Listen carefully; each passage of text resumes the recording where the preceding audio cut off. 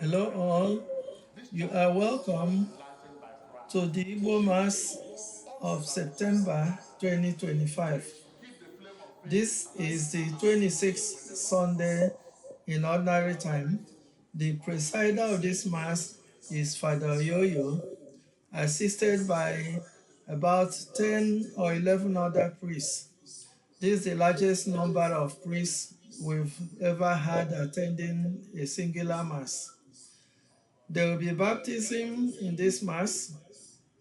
Mr. and Mrs. John and Alefo will be baptizing their daughter.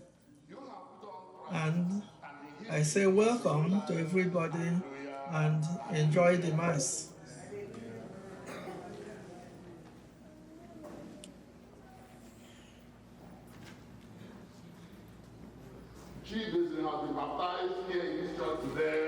Also in this Mass, we shall be introduced to the new chaplain and also the new parish priest for St. Peter's Church here. We seize this opportunity to say a big thank you to Father Paul Mweze for holding the fort all these 15 years. Father, more grease to your elbows.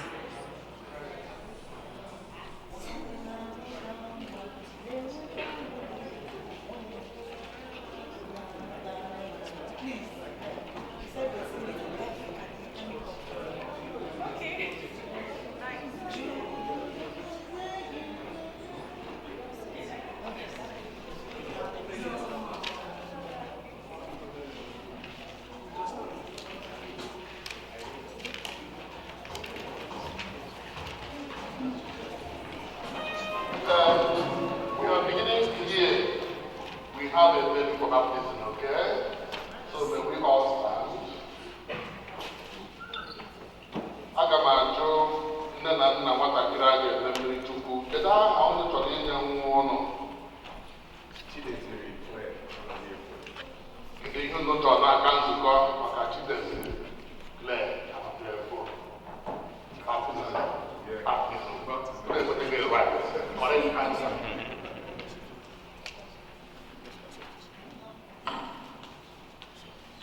You have asked to have your child baptized. In doing so, you are accepting the responsibility of training her in the practice of faith. It will be your duty to bring her up to keep God's commandments as Christ taught us by loving God and his neighbor. Do you clearly understand what you are undertaking? We do. Baptism. Are you ready to help the parents of this child in their duty as Christian parents?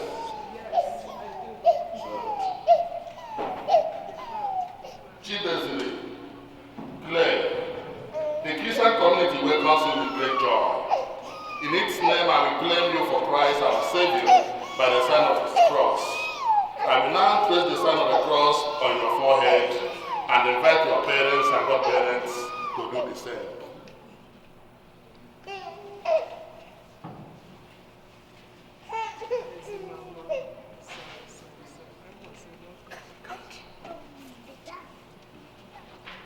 Quiet.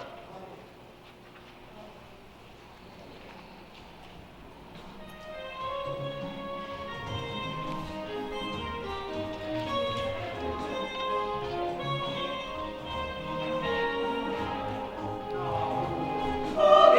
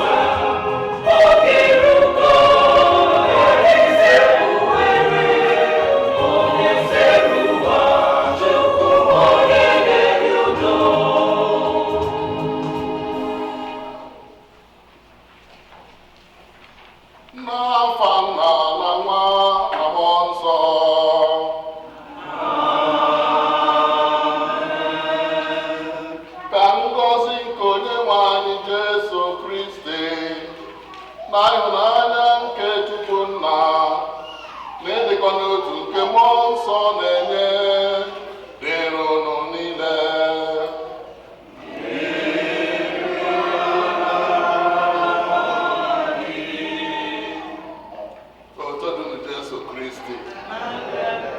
Ụmụnne nna Kristi, nna anyị asọpụ ụka na aka ụka nke 26 n'oge adịghị n'emume ọbụla, ma bụrụ ụka nke ikpeazụ n'ọnwa Septemba. Anyị na-ekele Chukwu akpọpụtagoro anyị ndị intentions anyị, ekpere anyị ndị ya bi n'oge were ekpe ekpere tata, arịa amara Chineke n'isi ha dịka ha si yọọ.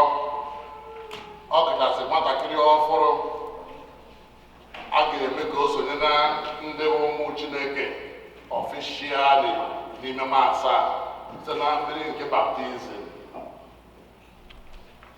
Anyị na-ekele Chineke na ya bụ onyinye nke nwatakịrị na ezinụlọ, na-arịọtụ ka Chineke gọzie ya, gọzie ndị mụtara ya, gọzie anyị niile the Igbo community here in Orawa. Na-akelekwa Chineke maka isi ụmụnne anyị niile ndị fada ka ha si ju n'ọhụta ebe a tata. Ọkachasị nwanne anyị nwoke onye nke bụ the parish priest or the pastor na St. Peter anụnwaba ahụ onye nke anyị for the first time. Ka Chineke nọnyere ihe n'ọrụ ọ malitegoro n'ebe a na St. Peter. Chukwu dubezie ya were gaba n'iru ka ọrụ ọ ga-arụ ebe a, ma ndị ụka nwe parish ma anyị masịrị nwere parish, anyị niile ga-arụkọ ọrụ ọnụ n'aha Jizọs. Anyị mara anyị zuru oke ka anyị were kwe otere a wee yọọ Chineke mgbaghara n'ụzọ abụ n'ụzọ anyị si mejọọ na-adịghị ike nke mmadụ. Ya bụ ụmụnna, ka anyị kwado onwe anyị nke ọma maka nnukwu emume nke Yukarịstịa site n'ikwupụta njọ anyị.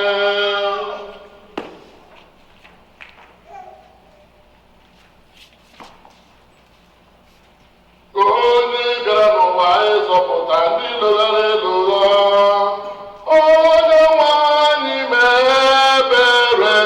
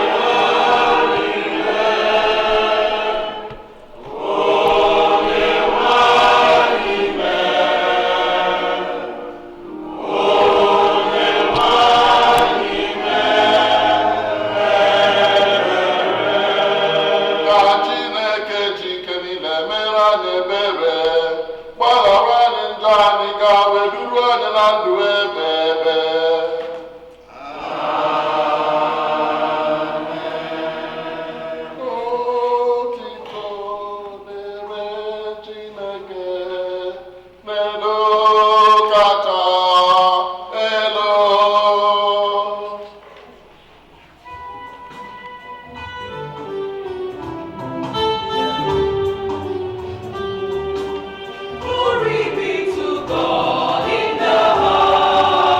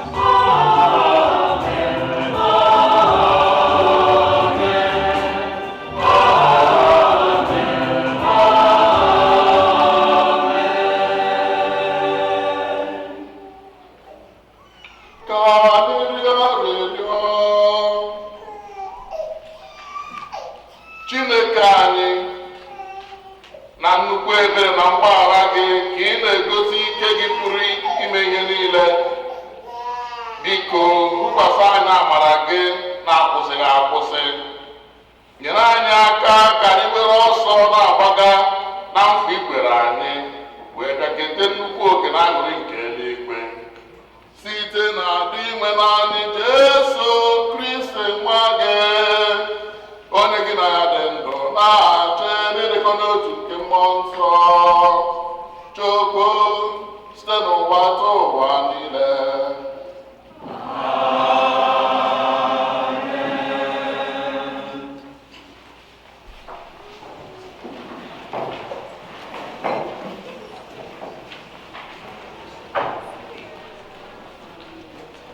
Ihe ọgụgụ nke mbụ, ihe ọgụgụ ewetara n'akwụkwọ onye amụma Amos. Isiokwu: ndị na-ebitọgharị ndụ na ndị na-abụgharị abụ na-enweghị isi ka a ga-achụpụ zila mba ọzọ. Diwenu pụrụ ime ihe niile na-asị, ahụhụ dịrị ndị ahụ na-ebi ndụ n'ime Zayọn, na ndị ahụ chere na ihe ọjọọ enweghị ike irute ha n'ebe ha nọ n'ugwu Sameria. Unu na-edina n'elu akwa dị oke ọnụ ahịa nke eji ọdụ mee, na-eri anụ atụrụ dị mma na anụ ụmụ ehi gbara abụba. Unu na-abụ abụ nke na-abaghị ihe mgbe unu na-anụ ụda ụbọ akwara, na-eme onwe unu dịka unu bụ dịọka ịbụ abụ dịka David. Unu na-aṅụ ihe ọṅụṅụ site n'ọba, na-eto onwe unu mmanụ makasịrị mma, ma ịla n'iyi nke Josef adịghị ewute unu. N'ihi ya, unu agaghị ịbụ ndị a ga-ebu ụzọ mee ka ha jee biri n'ala ndị ọzọ. Na mberede, oke oriri unu na ndị na-alụ unu ga-agụsị. Okwu nke osepụ ụwa.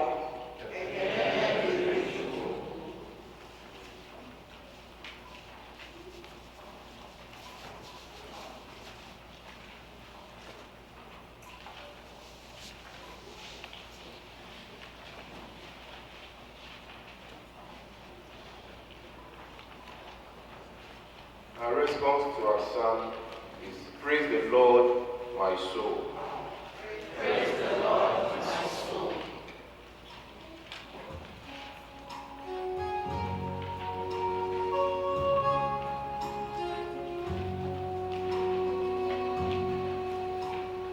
Praise the Lord, my soul. Praise the Lord, my soul. Blessed is he who keeps faith forever, secures justice for the oppressed, gives food to the hungry. The Lord sets captives free. Praise the Lord, my soul. The Lord gives sight to the blind. The Lord raises up those who were bowed down. The Lord loves both the just. The Lord protects strangers. Praise the Lord, my soul. The fatherless and the widow he sustains, but the brave all the wicked into hands, the Lord shall reign forever. Your God, O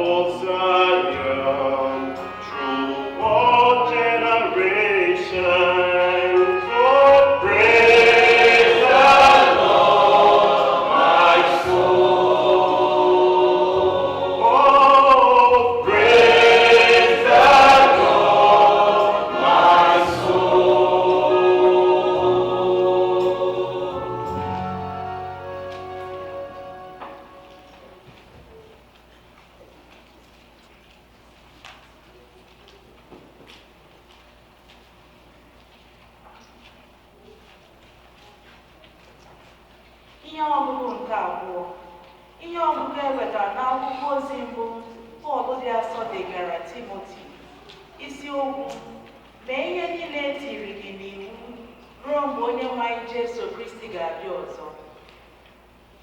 Ma n'aka nke iji bụrụ onye a gọrọ Chineke, ị ga-achọrịrị ezi omume na ịkwụba aka ọtọ, jupụta n'okwukwe, ịhụnanya, ikwudosi ike na ịdị nwayọọ n'obi. Lụsiwa ọgụ ọma nke okwukwe ike, jidesikwa aka ike na ndụ ebi ebi, nke bụ uru dị n'obodo akpọrọ gị, mgbe ị nọrọ n'ihu ọha na eze ahụ gbaa akaebe wee kwupụta okwukwe gị ahụ dị ọzọ. Ugbu a n'ihu Chineke, onye ahụ na-enye ihe niile ndụ, na n'ihu Jesu Kristi, onye ahụ gbara akaebe ọma na nke okwukwe anyị n'ihu Pontius Pilate, ana m agwa gị ka ị kwụba aka gị ọtọ, na-edebe iwu Chineke, na-ebuteghị mmerụ, ka a ghara ịta gị ụta ọbụla wee ruo mgbe Onyenwe anyị Jesu Kristi ga-apụta ìhè. Ịpụta ìhè nke a bụ nke Chineke ga-egosi anyị mgbe oge ahụ akara aka bụ. Ya bụ, Chineke, onye ahụ dị ngọzi, onye ahụ naanị ya na-achị ihe niile, eze ndị eze, onye nwe mmadụ, onye sọsọ ya nwe anwụ anwụ, onye bi n'ìhè nke mmadụ na-apụghị ịgarụ, onye mmadụ na-ahụbeghị mbụ, ma mmadụ apụghị ịhụkwana ya, ka otito na nsọpụrụ na ike na ọchịchị dịrị ya mgbe ebighị ebi. Amen. Okwuke oseluwa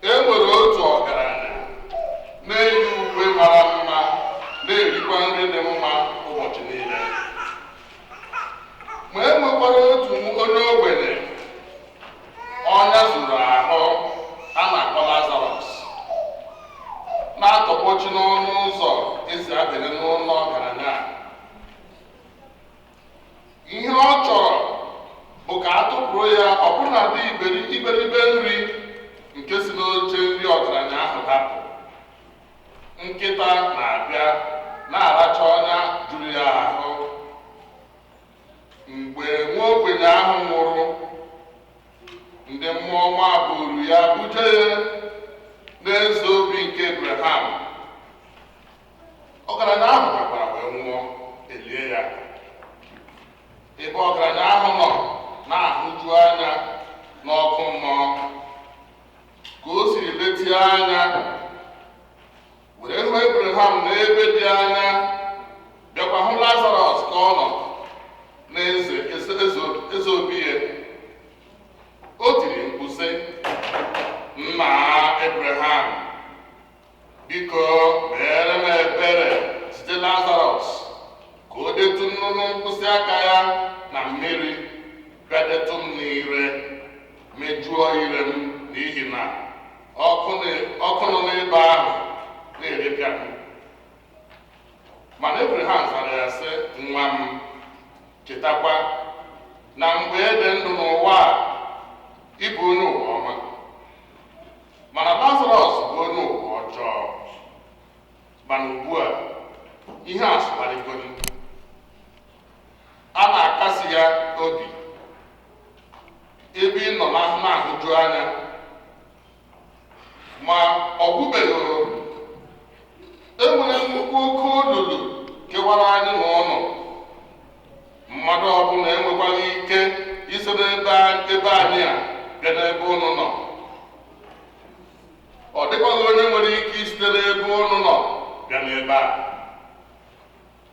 Mana ọgaranya ahụ sịrị Abraham, "Ebe ọ dị etu a, biko nna, ana m arịọ gị ka ị zigara Lazarọs n'obibi nna m, n'ihi na enwere m ụmụnne ise. Biko ya gaa dọọ ha aka na ntị ka ha gharakwa iso m bata n'ịhụju anya."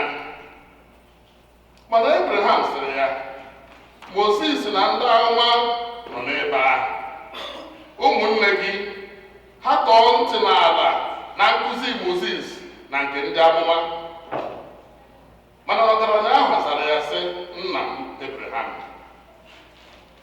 mba nke ahụhụ adịghị n'ezu. A sị na e nwere onye si n'ala mmụọ gaa gwa ha okwu, ha ga-echegharị." Mana Abraham zara ya sị, "Ọ bụrụ na ha anụghị nke Mozis na nke ndị amụma kwuru, echeghị m na ha ga-echegharị ma mmadụ sikwodi n'ọnwụ bilie bịa gwa ha okwu." Oziọma nke ose bụrụ ụwa.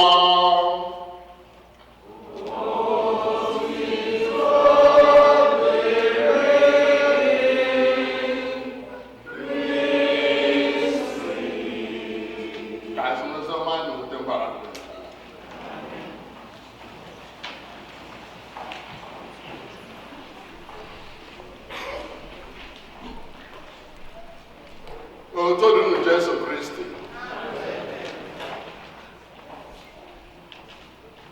Tata ụka nke 26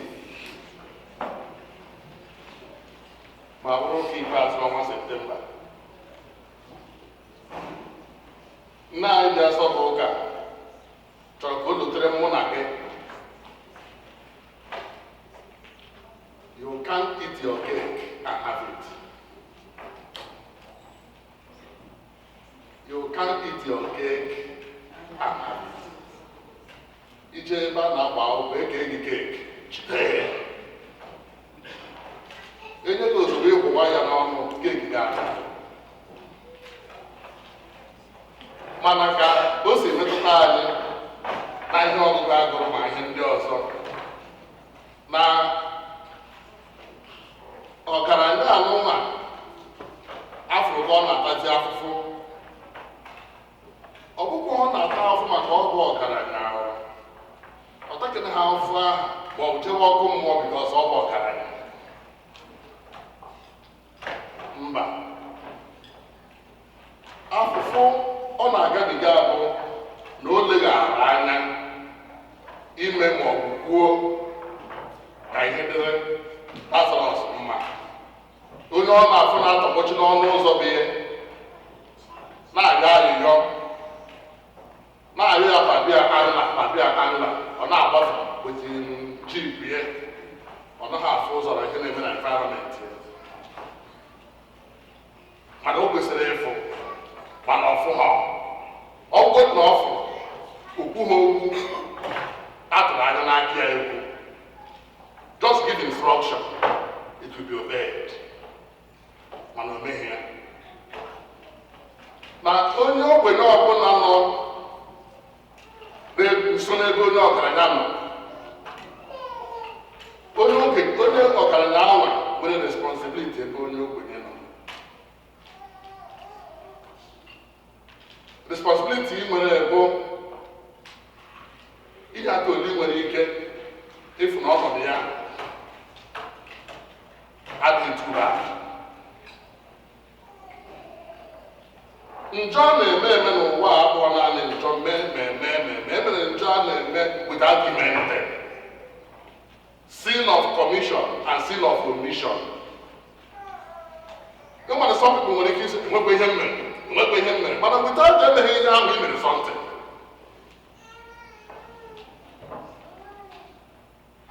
ọtụtụ n'ime anyị bụ ndị nkụzi at some point nwere ike something na na-eme na klaasị chọọ ka ịpọ na-echi nwatakịrị asa emekwa ihe mmere oh well ọ bụrụ na ịjụ question enweghị onye zara nụ enweghị ihe o mere mana o mere ihe o mere maka ọ bụrụ na ọ zara okewapụgo onwe ya na punishment i were ụtarị ka ị gaa ọ gbakwara Canada ọ gwara Naịja ka nne maka ada agakwa ụtarị ihe kese onye ka dị atụ n'anya na ebe a enwekwa ihe mere enwere ihe ime because of nsaha ka a na-ajụ question imego something ọnya bụ sin of omission ọnya bụ ya bụ iwu ma ọ bụ ihe mebiri onye ọgaranya qualify o ji jewe ọkụ mmụọ ọ pụtara tie Lazarus ụtarị ma ọ bụ kick out of his gate mana because of the fact na o nyeghị instruction ọ bụla dị ndị na-agbara ya odibo ọ sị ha ụlọ afọ nwoke a na-atọgbọ n'ọnụ ụzọ jekere dị cheki ma agụrụ ha na-akụ ya were tụnụ nwa obere nri na-etu ya that alone esevube trọbụl ịga n'ọkụ mmụọ maka ọ bụrụ na ndị na-agbara ya odibo o nyere instruction ha emeghọ ya o zere go onwe ya ọ bụ ya bụ sin of accomplice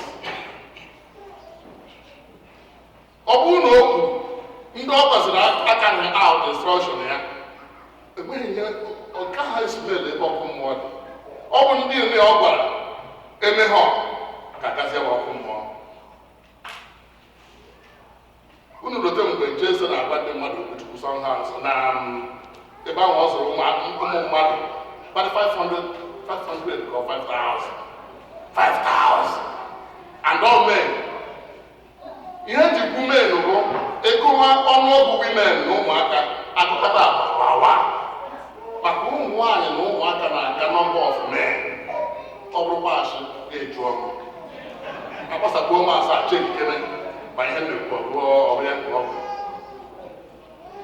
ụmụ nwaanyị na ụmụaka na-aka so to avoid ịgụgide agụkọta agbawa ha agụba ndị na ndị pere mpe weta ha 5,000 ihe dị kwu ebe disi reference bụ na Jesu na-akụziri ndị a nkụzi from morning till evening o lega anya fụ o tego ndị a nọ with me ya na onwe ya bụ Jesu a na-agba ihe a ochi ikwe ka bụ ofu loaf of bread wee bịa ọ gbakwa aka na abụọ nụ n'elu ọ gbakwa aka mana e mere something o metụrụ ya n'ahụ ndị agụrụ ga na-agụ ha o wee kwuo sị as onye dị charge give them something to eat ịfụrụ ya wee gwere onwe ya trọbụl eshifụzie etu ndị ụmụazụ ya ha gbarazie ka ozu akwa until ha kacha nwatakịrị parents enye gba sandwich bread na azụ ọ ga-eji wee mee lunch ha agba ya aka hịọrọ nagara ya ewere ezụọ ndị ọzọ so say something. Don't stay at the fence. Ọ gbasara m ka na ya na ikpe na ọkụ mmụọ ebe ọ na ọ ka na ebe ahụ ka na-afụ ebe eluigwe o ji rịọba Abraham arịrịọ maka ọ bụrụ na ọ barugo na ebe ọkụ mmụọ bụ the highest maka mgbe mkpụrụ anya aka were o buru ebe iji wee fụ na Abraham na Lazarus na-erichichacha n'eluigwe o wee bụrụ ya kedu ihe anyị ga-amụta na ya bụ ozi ọma taa na anyị ma sọpozuru ikwu okwu mgbe e niri ka ekwu okwu wee mee ka ihe dịrị sọpọ dị mma give instruction nye advice iwu ekwu na ị ga-enye ya ihe niile iji wee bụrụ onye ọgaranya mana very little i nyere goes a long way to exonerate you from trouble o mere ka o ji abụghị awọ ịpụta ebe a na-eme iji weduru nke ime nke buru ibu mee small aha gị ga-abụ ebe ahụ iwe na-asazi aha bụ efu ime ha ya gị jekwuru fada si ya weta mmiri nsọ ọsịsọ ya mee gị mmiri chukwu aha m efu maka na abịa na list ahụ debe anya aha gị efu kama a ga na-asị inyeghị too much inyeghị ka onye nke ọzọ mana aha gị efu ma na akwụkwọ ahụ Chukwu na-enye mụ na gị chalenji site oziọma taa ka anyị ghara ịnọ sọmbọdị na-ata afụ n'etiti anyị n'afụ ọ dịzie ka afụfụ onye a na-ata na anya fere ya mara. Let us be compassionate. Ka anyị ihe Jesu Kristo onye inwe mmụọ ịgwọ ọmịiko ịghọta na onye ọzọ na-ata afụfụ onye na-arụrụ gị ọrụ siri from morning till night ọ na-eji okwu ekwere ụgwọ a ga-akwụ ya mana ịṅụbe kọfị gị esi abịa ṅụọ kọfị ịnwekwa eti isi ya n'otụrụ ofu kọp tii wee kọntinu ọrụ ọ ga-ama ụgwọ onwe ya n'agbanyeghị amụkwa na ikpeghe nkwa na a ga-akwụ ya ụgwọ ya dị ịnọdede mana ịma na since ahụ ọ na-arụ ọrụ enwebeghị ọkpụkpe 1 minute ka o jee na Tim Hortons jee tọọchị adọbụ wee batakwa ọ nọ n'ọrụ be ya aha ndị ịma ichicha nri nke ụtụtụ ụdarị ya ọ na-arụkwa ọrụ ise nri n'ehihie and onye akwụkwọ onye Igbo ebe gị ịma na ọ na-alaiki nri esere ese isecha kpụpụrụ ya ofe a na-aba ya n'imi ọ baha ya n'ọnụ ọdụ ọkwa mma kaba esi ya bụgodu nwa obere gị mepụta nyetu ya ikekwe na igbo adịkwara ị ga-eme ya mana ọ dị mma na-emere ya bụ ụmụnne na Kristi chalenji anyị nwere bụ let us reach out look around our environment. Ofu ihe ọtụ n'ime anyị na Canada anyị anaghị adị conscious of our environment. Onye ọbụla lesina nke ọ gbasara ịnọ na Paris gụọ sọmbọdụ onye ahụrụ onye a I don't know. Then onye a nọkọrọ Paris 5 years I don't know. mana ịma na I don't know how the best answer. I don't know. Ignorance is not the best answer. Reach out and find our environment. We must master our environment. That's the point. Ihe i kwesịrị ịgba mana ya. Ihe i kwesịrị ịma mana ya. Onye na-aga masị ebe a for the past 5 years akwụsịghị ịma adreesị ebe a n'isi. Mmadụ kpọọ na phone say, kedu the adreesị ebe a na-eji ụka Igbo? You were able to say it. I don't know. You I don't know. I want the best of you. Onye the good image of you. Onye ọbụla ịma anya agbasa maasị na aja kụrụ abụọ ya. Ndị bịara ọfụrụ kpọọ gị sị kedu the adreesị ebe ahụ a na-eji ka etinye na GPS ịkpọrọ ya adreesị ebe a.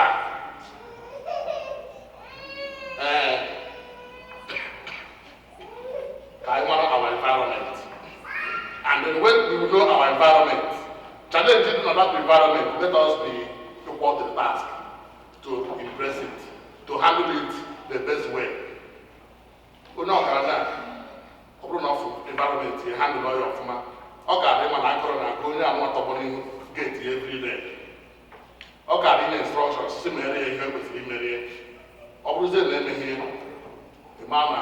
blame Darande. Let us give instruction. Let us say something.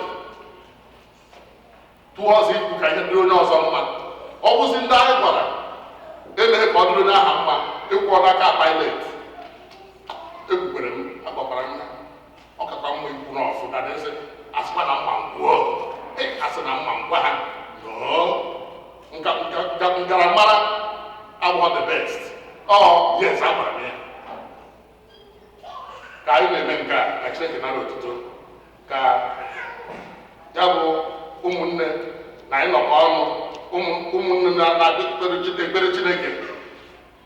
together, Cairo, our brothers and sisters, keeper. Yenny Bayaka, all good instruction and the modern, more one get it will go a long way. In your own can ask for grass, go a bomb. Advice I into Zaka to keep growing until we roll the fry. Go to Jesus. I will baptism. And because of baptism, I get males. I have a good because at some point within the baptism, I get a new our baptismal commitment. Okay? The normal protocols. I'm not teaching you something new. And the guy baptism now, parents are because yeah, but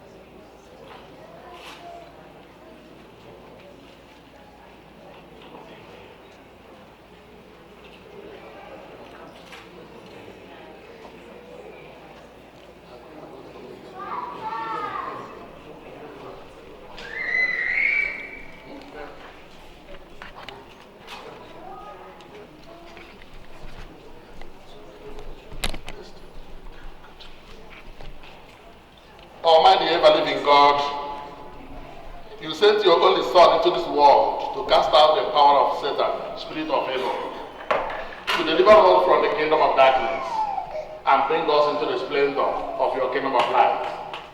We pray for this child, Chidesiri Claire Amalefo. Set her free from original sin. Make her a temple of your glory, and send your Holy Spirit to dwell within her. We ask this through Christ our Lord. Amen. May you be strengthened in the power of Christ our Savior, who lives and reigns forever and ever. Amen.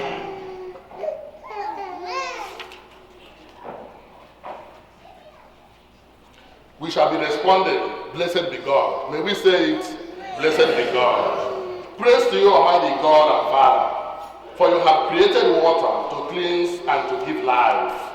Blessed be God. Praise to you, Lord Jesus Christ, the Father's only Son, for you offered yourself on the cross, that in the blood and water flowing from your side, and through your death and resurrection, the church might be born. Blessed be God. Praise to you, God, the Holy Spirit, for your anointed Christ at his baptism in the waters of the Jordan, so that we might all be baptized in you. Blessed be God. You have called your child Chidezili, Claire, to this cleansing water, that she may share in the faith of your church and have eternal life. By the mystery of this consecrated water, lead her to a new and spiritual birth. We ask this through Christ our Lord. Amen. My dear parents and godparents, you have come to present this child for baptism. By water and the Holy Spirit, she is to receive the gift of new life from God, who is love. On your own part, you must make it your constant care to bring her up in the practice of the faith. See that the divine life which God gives her is kept safe from the poison of sin, to grow always stronger in her heart. If your faith makes you ready to accept this responsibility, renew now the vows of your own baptism. Reject sin. Profess your faith in Christ Jesus. This is the faith of the church, and this is the faith in which this child is about to be baptized. I will invite all of us to stand as we renew our baptismal commitment. Do you reject sin so as to live in the freedom of God's children? Yes. Do you reject the glamour of evil and refuse to be mastered by sin? Do you reject Satan, father of sin and prince of darkness? Do you believe in God, the Father Almighty, creator of heaven and earth? Do you believe in Jesus Christ, his only Son, our Lord, who was born of the Virgin Mary, was crucified, died, and was buried, rose from the dead, and is now seated at the right hand of the Father? Do you believe in the Holy Spirit, the Holy Catholic Church, the communion of saints, the forgiveness of sins, the resurrection of the body, and life everlasting? This is our faith. This is the faith of the church. We are proud to profess it in Jesus Christ our Lord. Amen. I will now ask the parents again, is it your will that children declared should be baptized in the faith of the church, which we have all professed with you? Yes.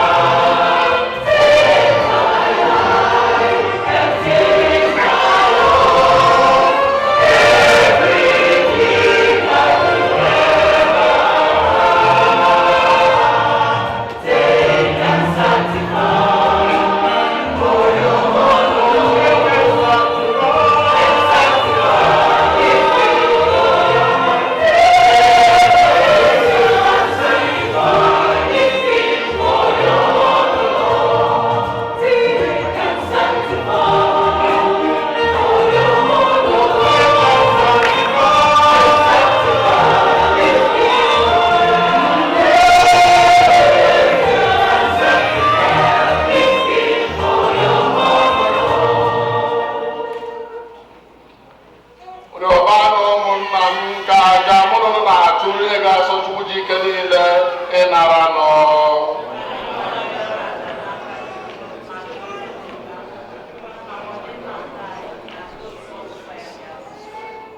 Chineke onye ebere, nara onyinye anyị na-ebutere gị, biko mee ka o meghere anyị ụzọ ebe ngọzi gị niile si abịara anyị site na Kristi onye nwe anyị.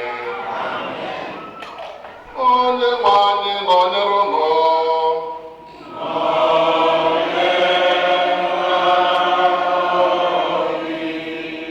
Welite n'obi unu elu.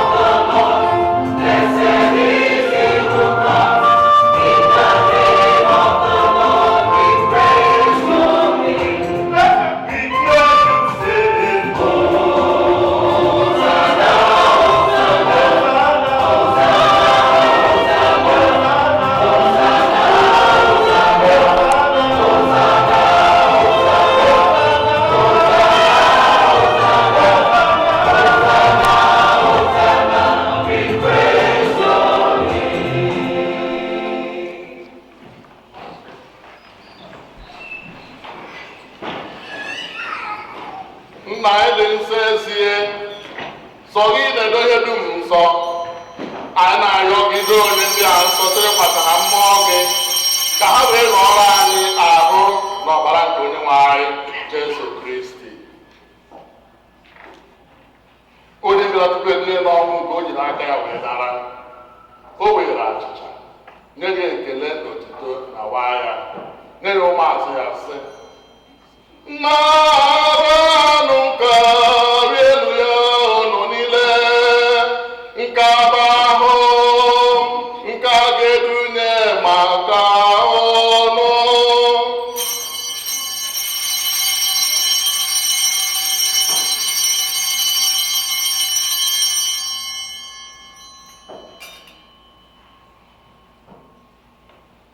etu akwa ka o si mee mgbe ha dịchara nri anyasị o buru iko mmanya wee nye gị ekele na otuto bunye ya ụmụazụ ya sị naranụ nka ṅụọnụ ya unu niile nke abụ iko nsọ nke ọbara nke ọgba ndụ ọhụrụ dị ebe ebe a ga-agba ya n'ihi iru na n'ihi mmadụ niile ka e were gbara njọ ga na-emenụ nke a na ncheta nke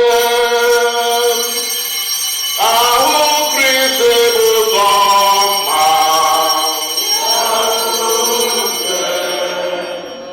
ọbara Kristi ji gbapụta ụwa.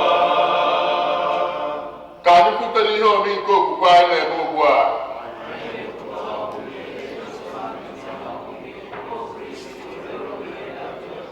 Nna, na ncheta nke ọnwụ na mbilite n'ọnwụ nke nwa gị, anyị ebire gị acha nke ndụ na iko nsọ nke nzọpụta.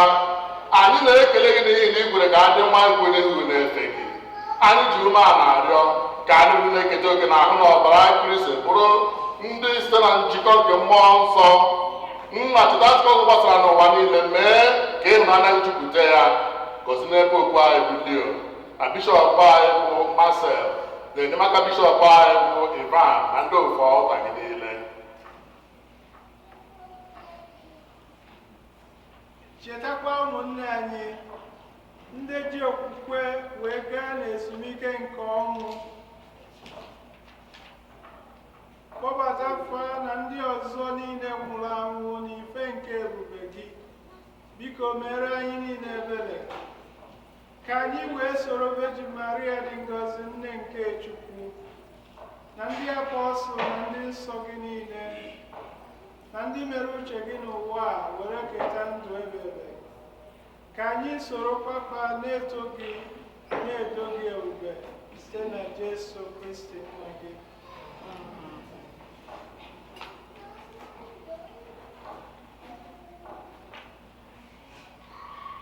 Ihe niile kere eke na-eso ya bụ Kristi, na-esikwa n'ime ya na n'aka ya, na ịdịkọ n'otu nke mmụọ nsọ, na-enye gị bụ Chukwu nna ji ike niile, nsọpụrụ na otito niile, site n'ụwa tụwa niile. Amen, amen. Blessings and glory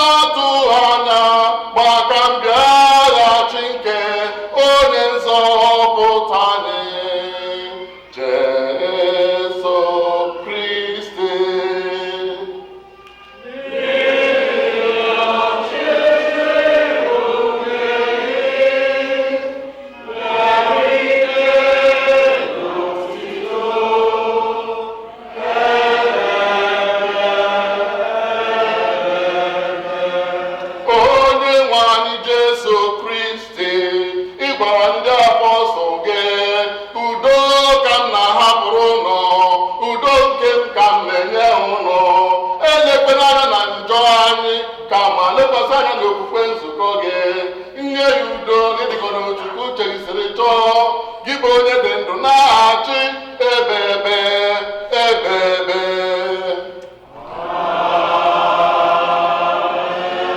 Udo nke ose bụrụ ụwa dịrị unu mgbe niile.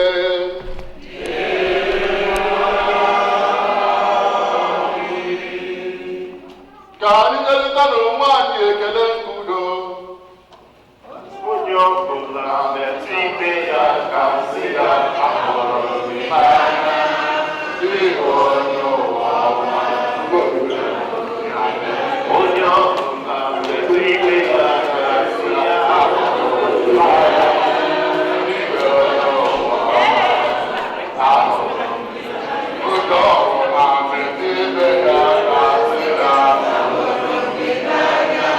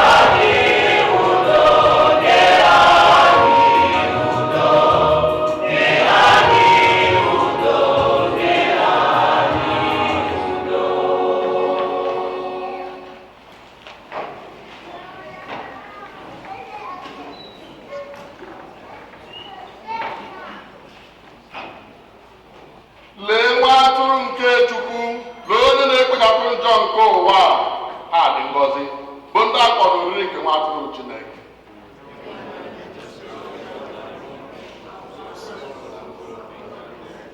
Ka ahụ na ọbara ka ichekwa nne ruo na ndụ ebe.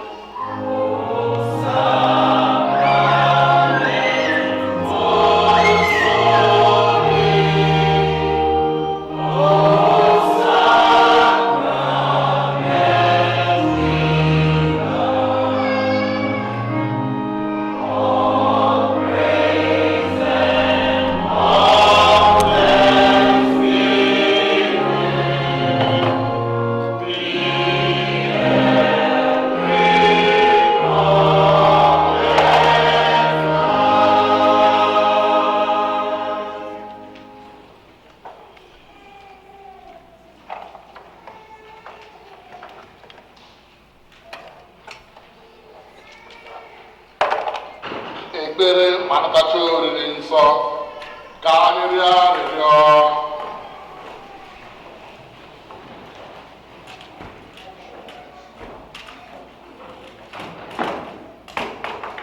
Onye nwe anyị, biko mee ka ahụ na ọbara nwa gị nke anyị ji akwụ ụgwọ maka njọ anyị bụrụ anyị ihe nzọpụta nke ahụ na mkpụrụ obi, ka anyị soro keta oke na otuto ya ebe anyị so na-ekwupụta ọnwụ ya n'ụwa site na Kristi onye nwe anyị.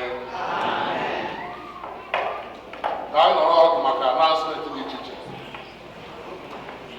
Mama dịrị gị o Chineke, mama dịrị gị onye ọma.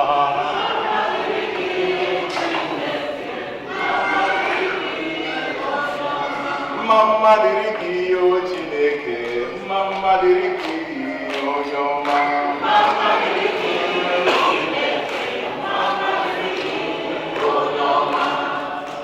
O Chineke, o onye ọma.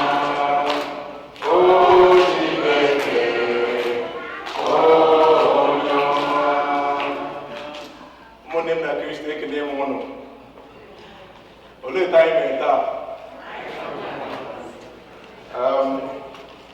Ana m ekele ndị ụkọchukwu nọ na ọlta.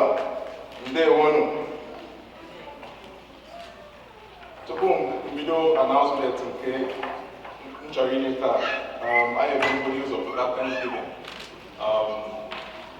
My family now pụta Thanksgiving. So I just said the Thanksgiving now, I made the rest of the announcement.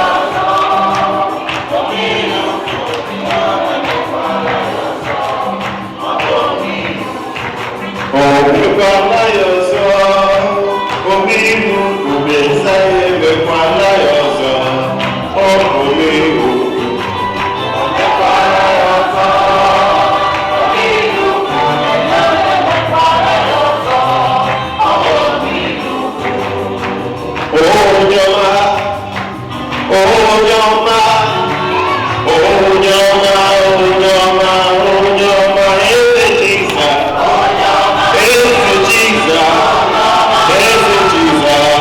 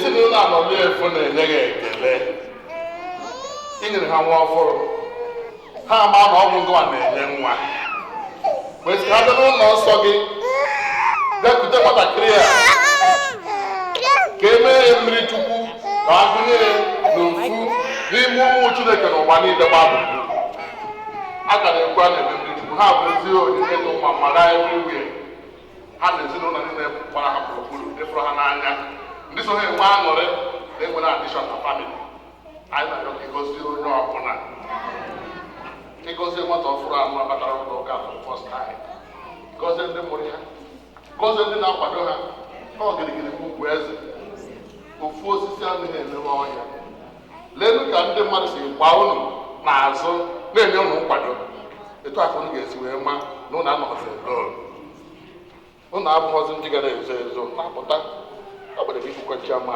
na-apụta na-apụta a na-apụtawanye na-arịọ ngọzi Chineke ka ụmụaka ahụ atolie nye mmadụ wee ruo mgbe ụmụaka a ga-anọ ọ bụrụ mmadụ wee na-eleta mọmị na dadi ya anya chiwu ha chụọ dadi kedu ihe ị ga-eri ha ga-eweta ire dadi ile mọmị ya ga-adụrụ ọkpụụ n'ụlọ ụka tata adọ ịma vibu mọmị site n'ụlọ ụka etu a ka ọ ga-adị n'aha Jizọs Chukwu anyị na-arịọ biko anyị na-ebi n'ebe a mezuoro anyị ebumnobi anyị dị mma na ezinụlọ anyị na-ekwu na ibe anyị site na Kristi dị mana ahụ ka Chukwu dike nne gọzie chekwaba ụlọ nna na nwa na mmụọ nsọ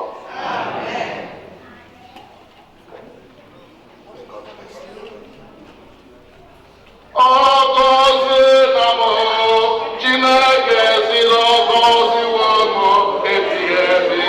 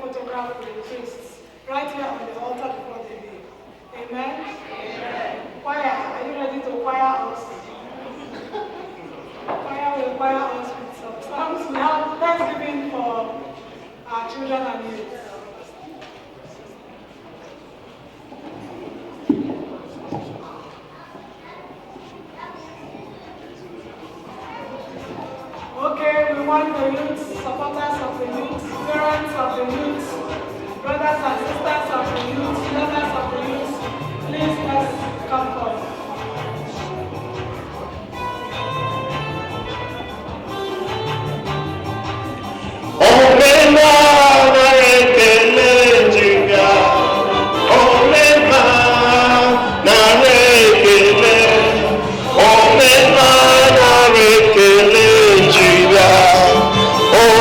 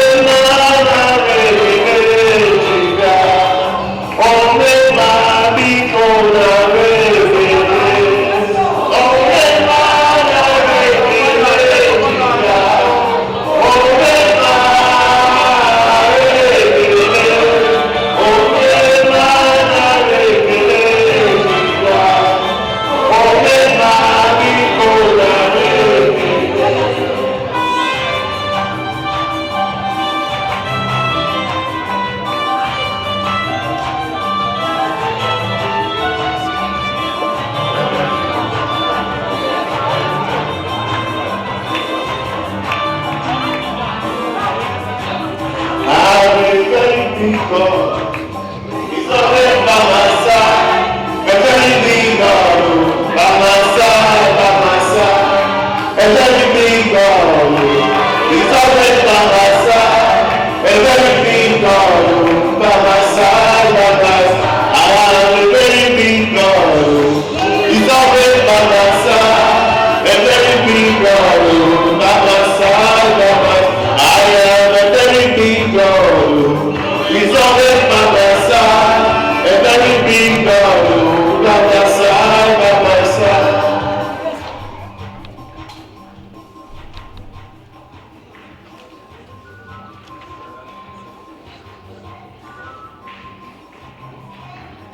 Ụmụaka.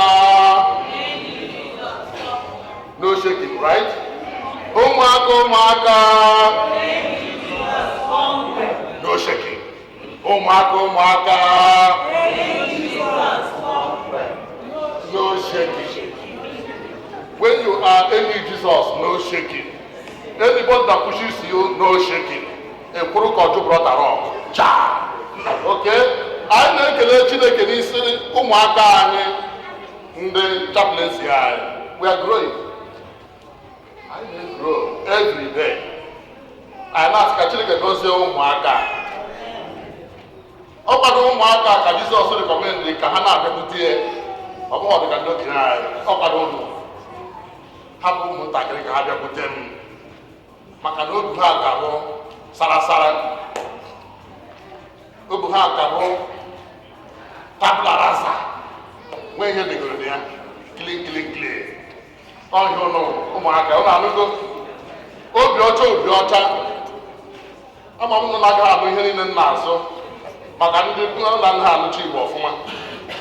Mana obi unu ka bụ na-acha ka white a ka obi unu na-acha ka ya. Maka mama unu zie unu ozi unu a na-eje si ya yes mom, papa gị chie ị na-eje yes papa. Mgbe nke ị na-emere isi ike ụmụnne gị ndị tọrọ gị gwa gị ịza aha yes brother yes sister ọ ya ka obi ji dị ọcha etu a.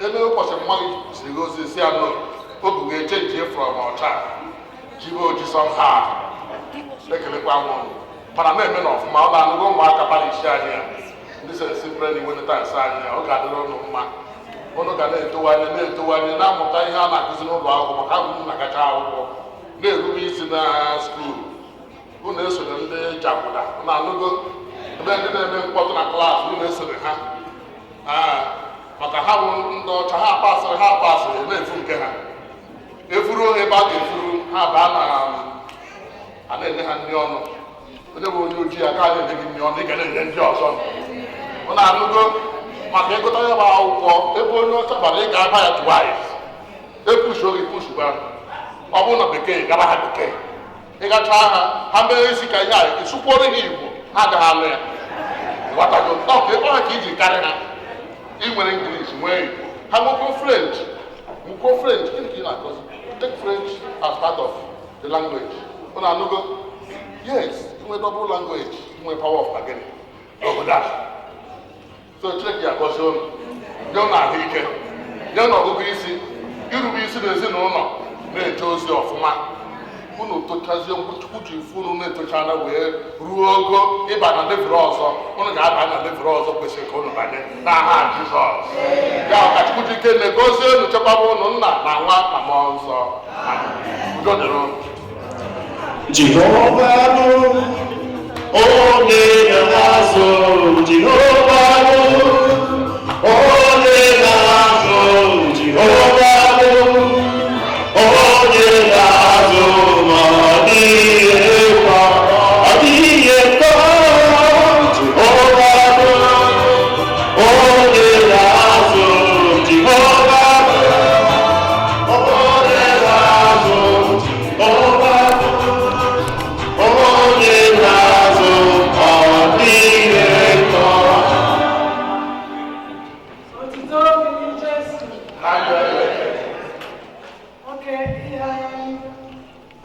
October Mass will harvest time. Ayababa. Amen? Ayababa. Okay, I've got one email. If you get envelopes to today. It's for you to invite your friends and also prepare your offering for the Harvest Thanksgiving. We have this once every year and it's in October. So this year our harvest is Harvest of Divine Sustenance 2025. We want to celebrate as a family. It's towards the end of the year and we want to say thank you to God for our lives, for our families, for our jobs, for our businesses, for everything that He has done for us. Amen. We all have reasons to praise the Lord, right? The year has been wonderful and God has sustained us. So for Harvest of Divine Sustenance 2025, come here last Sunday in October, we will be celebrating. We'll have plenty to eat and drink. When we beg you to bring food, please don't put off your phone or block us, please. When we beg you to give us anything to support the harvest, please give your best.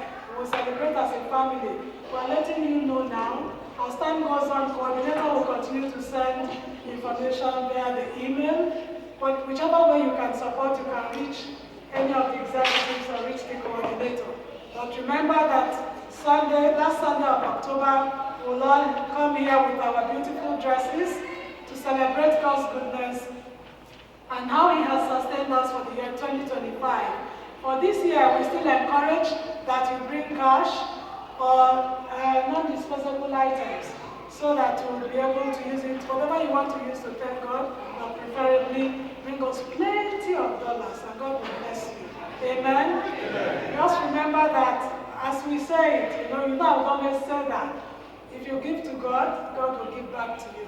And He won't just give back to you, He will give you full pleasure, pressed down, shaking together, and running over. Amen. Welcome and welcome. So, Father Jacob, I do almost every year. So, I want to go down. I do every year. So, I like it.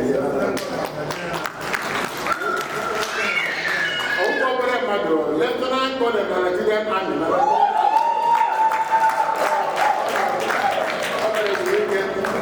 I was a man so that I would pray. I say, when I go, I think I'm going to make so and then I'm still about now. I want to go live with of course, so yeah, one night you can get that. To shape with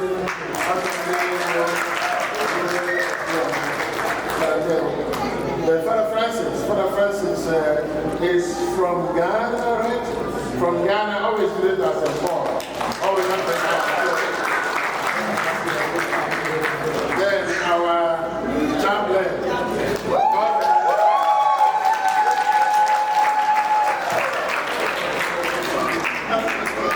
Of course,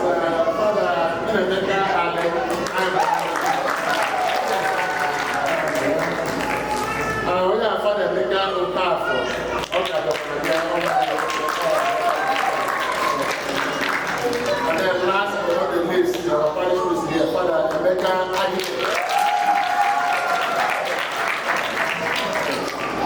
and who are welcome the upbringing in front of God.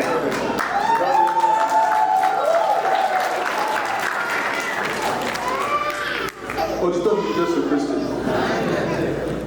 I do have a naked money. Igbo music Alabasia. And the for the policy of was a current parish priest. This parish. And the parish is disciplined in a band. I got briefly, just for a couple of minutes.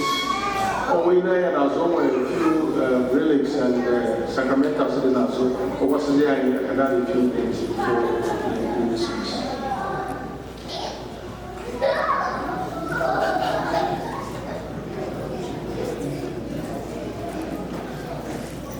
Thank you, Father. Good afternoon, everyone. It is a pleasure to be here with you today. I represent Handicraft Holy Land Christians.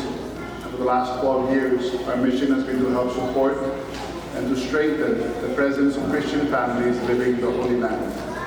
When we hear about what is happening over there today, we mostly hear about the conflict between the Jewish and the Muslim community. Unfortunately, we do not hear enough about what is happening to our Christian brothers and sisters. They are caught in the middle of this conflict, and they are being pushed out of their homes every day. 50 years ago, Christians accounted for 30% of the population in the Holy Land. Today, the number is down to a staggering 1%. It is unacceptable to only have 1% of Christians living there. It is also scary to imagine that maybe in 20 years, there will not be any of them left, and that would truly be a tragedy. The reasons why these numbers are dropping is the conflict and the daily persecution that they receive, but also the lack of income. An income that for many years, most of these families would get by selling to visitors and tourists religious artifacts that they make by hand. Unfortunately, less and less people are visiting the Holy Land every year, first because of COVID, and of course now because of the war. So many of these families are forced to leave their homes in search of income and safety. For the past 12 years, we have been offering much needed support to more than 100 persecuted Christian families who live in Bethlehem. And with your help, we will continue to do so. What we do is, we bring to you the items that they send us, the items that they make by hand. I'm sure you have noticed behind you there's a beautiful display with just some of these items, all made by Christian families who live in Bethlehem. Like this beautiful crucifix that I'm holding, which is made out of olive wood, but it also has 4 special relics in it: soil, stone, olive leaves from Jerusalem, and holy incense from Bethlehem. And these you can stand them on your counter or hang them on the wall. There's many other beautiful items: rosaries, bracelets, gold items, wall hangings made from wood or silver, carved and painted by hand, like this beautiful Last Supper, and very beautiful one-of-a-kind statues and musical nativity scenes. Please come have a look after Mass. I will be there to answer any questions you may have, and every purchase you make today, you are directly assisting a Christian family. And we do accept debit card, credit card, and cash. So please come have a look. I hope to see you all there. I would like to thank the parish and Father for allowing us to be here. Thank you for your support through the years. Thank you, everyone. God bless you, and have a good day.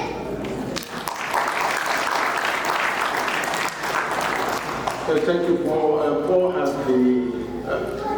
in our previous classes today, we barely spent an hour, and I told him that the moment is going to be at 1:30, and it's going to be very patient.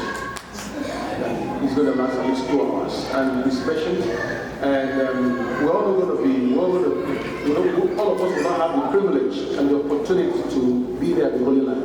But this is a great privilege to connect with the Holy Land. And there are wonderful things there: relics, holy pictures, sacramentals that we could purchase and really have it displayed in your family as a way of connecting to the Holy Land, and also as a way of aiding you for prayers in the morning, in the evening, or at night. Please don't leave this church as we celebrate with the Adonico family. You are invited to take a look at those displays and avail yourself of maybe those ones you can afford. Thank you. Thank you, Paul.